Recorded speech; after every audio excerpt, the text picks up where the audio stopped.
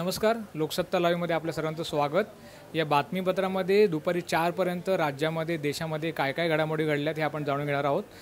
बातमीपत्राला सुरुवात करण्याअगोदर आपल्याकडे एक महत्त्वाची बातमी येते. गेल्या काही महिन्यांपासून काश्मीरमध्ये दहशतवाद्यांकडून ते जे हल्ले होतात त्या पार्श्वभूमीवर लष्करानं आज मोठी मोहीम उघडली आहे आणि पाकिस्तान ऑक्युपाईड काश्मीरमधल्या मोठ्या चौक्यांवरती भारतीय लष्कराने हल्ले केलेले आहेत. या चौक्या उद्ध्वस्त केलेल्या आहेत.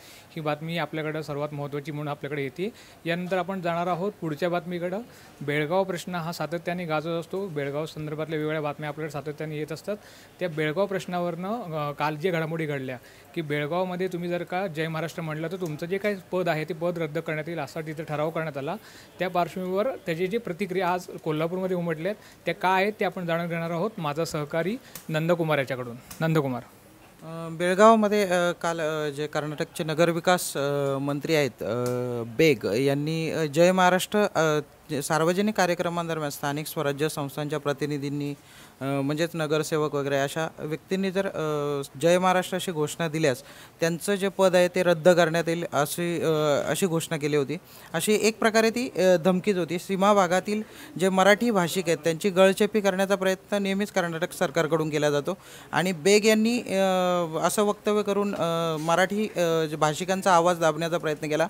यावर आज चांगलेच पडसाद उमटलेत. कोल्हापुरात शिवसेनेने आंदोलन केलं आहे कर्नाटक सरकारविरोधात. कर्नाटक सरकार आणि बेग यांच्या वक्तव्याचा त्यांनी निषेध केलेला आहे. कोल्हापुरात ज्या कर्नाटक परिवहन महामंडळाच्या ज्या बस आल्या होत्या त्या बसवर स्प्रे पेंटने कर्नाटकाऐवजी जय महाराष्ट्र असा उल्लेख करत तिथे जय महाराष्ट्र अशी घोषणाबाजी केली.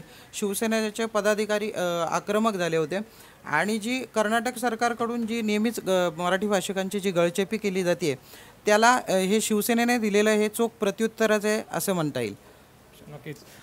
शिवसेना बेळगाव प्रश्नासंदर्भात कायमच आक्रमक असते. बेळगाव, कारवार, निपाणीसह संयुक्त महाराष्ट्र पूर्ण महाराष्ट्र हा भूभाग आहे तो महाराष्ट्रात आलाच पाहिजे हे कायम शिवसेनेची भूमिका आहे. आणि बेळगावमध्ये महाराष्ट्रविरोधी कुठलीही कृती घडली तर शिवसेना कायम आक्रमकपणे त्याला प्रत्युत्तर देतो आणि ह्याचं प्रत्युत्तर कोल्हापूरमध्ये सर्वात पहिल्यांदा उमटतं. यानंतर आपण जाणार आहोत मालेगावमधल्या एका बातमीकडे. मालेगावमध्ये महापालिकेच्या निवडणुका होत आहेत आणि तिथल्या भाजपच्या उमेदवारांनी एक वेगळ्या स्वरूपाचं लोकांना आश्वासन दिलं. हे आश्वासन काय आहे हे सांगतोय माझा सहकारी कुणाल. मालेगावमध्ये महापालिकेच्या निवडणुका होत्यात आणि आपण बघितलं की उत्तर प्रदेश असो किंवा बाकीची इतर राज्य असो कायमच गोमांसाला भाजप सरकारने आणि भाजपच्या नेत्यांनी विरोध केलेला आहे. मात्र मालेगावमध्ये मुस्लिम मतं निर्णायक ठरणार आहेत हे भाजपला माहिती आहे. त्यामुळे मोठ्या प्रमाणात जवळपास 60% जास्त मुस्लिम उमेदवार दिलेले आहेत भाजपने. आता त्यापुढचं पाऊल टाकलेलं आहे. भाजपचे अनेक नेत्यांनी जिकडे ते उमेदवार आहेत जे एक उमेदवार आहेत शेख अख्तर यांनी ज्यांना भाजपकडून मागच्या निवडणुकीमध्ये ते निवडणूक हरले होते मात्र त्यांना सर्वाधिक जास्त मतं होती त्यांनी असं म्हटलेलं आहे की जर आमची सत्ता आली तर आम्ही गोमांस बंदी आहे ती उठवू असं त्यांनी म्हटलेलं आहे. कारण मालेगावमधली बहुसंख्य जनता ही गोमांस सेवन करते आणि त्यांच्या अन्नपदार्थांमधला गोमांस हा महत्त्वाचा घटक असतो. त्यामुळे त्यांनी असं म्हटलेलं आहे की आमची जर सत्ता आली भाजपची सत्ता आली तर गोमांस बंदी उठवली जाईल असं त्यांनी म्हटलेलं आहे. आणि यासोबतच तोंडी तलाक याविरोधातही त्यांनी आक्रमक भूमिका घेतलेली आहे. तोंडी तलाकचा मुद्दा तर खरं तर सर्वोच्च न्यायालयामध्ये हे प्रकरण न्यायप्रविष्ट आहे. मात्र तरीही सर्वोच्च न्यायालयाचा निकाल काहीही लागू दे तो विरोधात जाऊ दे मात्र आम्ही तो निकाल मान्य करणार नाही. आम्हाला तो निकाल अमान्य असेल अशी आक्रमक भूमिका म्हणजे थेट पक्षाच्या विरोधात पक्षाचं जी काही लाईन आहे त्याच्या विरोधात जाणारी भूमिका मतांसाठी भाजपने मालेगावमध्ये घेतलेली दिसते. नक्कीच. मालेगावच्या या बातमीनंतर आपण जाणार आहोत राज्यातील आणखी एका बातमीकडं. सदाभाऊ खोत आणि राजू शेट्टी यांच्यामधला वाद गेल्या काही दिवसांनंतर सातत्याने चर्चेत आहे. या वादाच्या पार्श्वभूमीवर एक महत्त्वाची बातमी आपल्याकडे येते. ती बातमी काय आहे सांगतोय आपला सहकारी सुशांत. आत्मक्लेश पदयात्रेला सुरुवात झाल्यापासून चर्चेचा मुद्दा हा आहे की राज्यमंत्री जे आहेत सदाभाऊ खोत हे या पदयात्रेत सहभागी होत आहेत का. राजू शेट्टी आणि जे सदाभाऊ खोत आहे त्यांच्यात वादाची चर्चा अनेकदा रंगली आहे आणि पहिल्याच दिवशी त्यांना प्रश्न विचारण्यात आला होता या संदर्भात पण त्यावेळी त्यांनी मौन बाळगले होते. मात्र आज ज्यावेळी त्यांना सदाभाऊ खोत यांच्याविषयी विचारण्यात आले त्यावेळी सदाभाऊ खोत हा विषय आमच्यासाठी संपला आहे या भाषेत राजू शेट्टींनी सदाभाऊ शिवाय हे आंदोलन जे आहे म्हणजे शेतकऱ्यांसाठी लढा जो आहे ते पुढे नेणार आहे हे स्पष्ट केलं आहे. त्यामुळे आता सदाभाऊ खोत याच्याकडे कशा बघतायत आणि एकूणच राजकीय वर्तुळात काय प्रतिक्रिया पाहायला मिळतात हे बघावं लागेल. राज्यातली या बातमीनंतर आपण जाणार आहोत एका आंतरराष्ट्रीय स्तरावरील आणि देशाच्या संरक्षणाच्या दृष्टीने महत्त्वाच्या बातमीकडं. ती बातमी काय आहे ते सांगतोय आपल्याला माझा सहकारी विश्वास. भारत आणि रशियामध्ये हेलिकॉप्टरचा एक करार झालेला होता. रशिया भारताला कामो हेलिकॉप्टर देणार होते. यातले 200 हेलिकॉप्टर भारताला देण्याचा असा एक करार झाला होता. यातील पहिल्या टप्प्यात 60 हेलिकॉप्टर येणार होते आणि उर्वरित जे हेलिकॉप्टर होते ते भारतात तयार होणार होते. पण आता असा एक दिसून आलं आहे की भारतात जे हेलिकॉप्टर तयार होणार आहे त्यांचं म्हणजे त्यांच्यावरचा जो निर्मितीचा खर्च आहे तो वाढलेला दिसून येतो आहे. त्यामुळे एकंदरीत मेक इन इंडिया या मोहिमेमुळे उत्पादन खर्च वाढत असल्याचं यातून समोर आलेलं आहे. जे हेलिकॉप्टर आहे याचं महत्त्व म्हणजे असं आहे की जसं सियाचीन, लडाख हे जे आपलं हाय पॉईंट म्हणतो आपण, तर या भागात गस्त घालण्यासाठी सध्या चेतकसारखे हेलिकॉप्टर वापरले जातात. पण या प्रतिकूल परिस्थितीमध्ये एक चांगले दर्जाचे हेलिकॉप्टर हवे असल्याने हा कामो हेलिकॉप्टर भारताला उपयोगी पडणार होते. पण करारानुसार रशियाने जो भारताला तंत्रज्ञान विकण्याचं एक ठरलं होतं आणि भारतातील कर्मचाऱ्यांना याचं प्रशिक्षण दिलं जाणार होतं.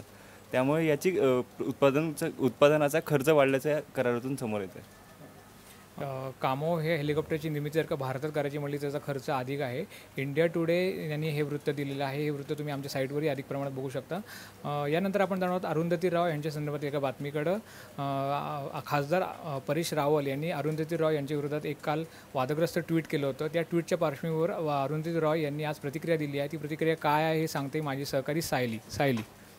अरुंधती रॉय या अनेकदा आपल्या वेगवेगळ्या विधानांमुळे आणि गोष्टींमुळे चर्चेत असतात. त्यांच्या लिखाणामुळे त्या चर्चेत असतात.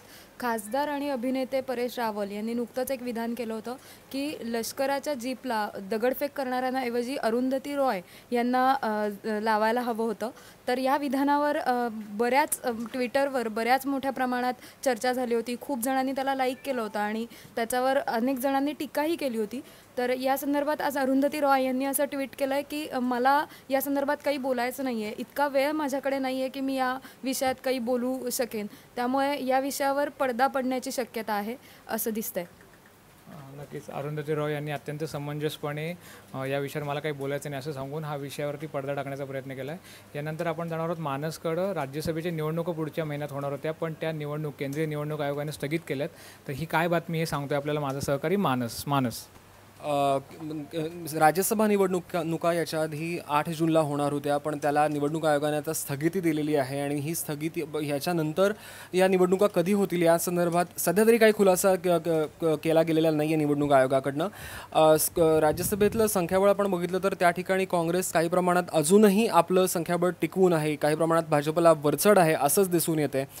पण अनेक मोठी नावं वेगवेगळ्या पक्षांची जी आहेत ती आता यावेळेला रिटायर होणार आहेत. मग त्याच्यामध्ये सीताराम येचुरी असतील माकपचे किंवा डेरेक ओब्रायन असतील तृणमूल काँग्रेसचे, अगदी केंद्रीय मंत्री स्मृती इराणी यांचंही राज्यसभेचा कार्यकाळ आता संपत आलेला आहे. तर ह्या जे मावळते राज्यसभेचे खासदार आहेत त्यांच्या जागी नवीन जे खासदार येणार होते त्यांच्या निवडणुका 8 जूनला होणार होत्या पण त्यांना स्थगिती आता दिलेली आहे. खुलासा काही दिवसात अपेक्षित आहे निवडणूक आयोगाकडनं. यानंतर आपण जाणार आहोत मनोरंजन क्षेत्रातील बातमीकडं. गेल्या काही आठवड्यांपासून बाहुबली 2ची चर्चा संपूर्ण देशभरात चालू आहे. या पार्श्वभूमीवर गदर या चित्रपटाचे दिग्दर्शक अनिल शर्मा यांनी एक महत्त्वाचं विधान केले. हे विधान काय आहे हे सांगते माझी सहकारी मधुरा. सध्या बाहुबली 2 या सिनेमाचाच बोलबाला आहे. या सिनेमाने 1,500 कोटींहूनही अधिक कमाई केली आहे. तर या संदर्भातच दिग्दर्शक अनिल शर्मा यांना त्यांचं मत विचारण्यात आलं होतं. तेव्हा ते म्हणाले की बाहुबली 2 या सिनेमानेच फक्त 1,500 कोटींची कमाई केलेली नसून गदर एक प्रेमकथाने 5,000 कोटींपेक्षाही जास्तीची कमाई केली आहे.